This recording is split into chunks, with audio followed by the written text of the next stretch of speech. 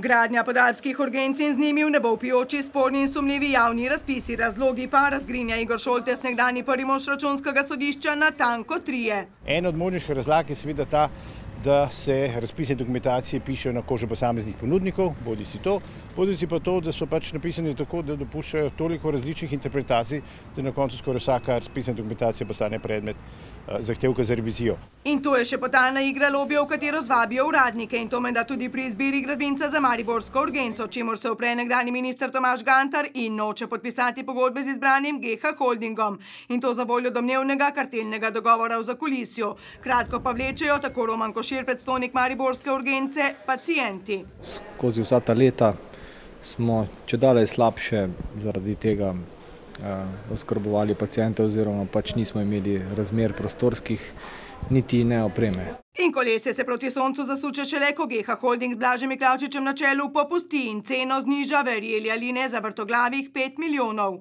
Imeli smo velike strahove, da bomo izgubili evropska sredstva.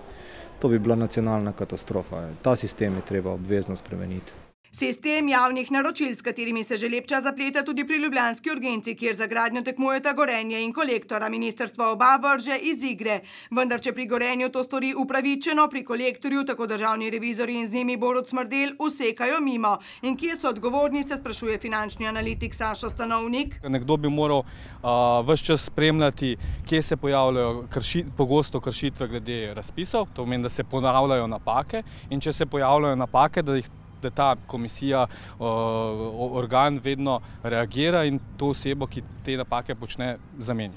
A kaj, ko ni političnega interesa in ne podalpske higiene, jo premore vsaj nova ministrica Alenka Trop-Skaza, ki noče razkriti, ali bo za novomeško urgenco pogodbo podpisala z najugodnejšim ponudnikom, torej Klima Ptuj oziroma z moževim podjetjem.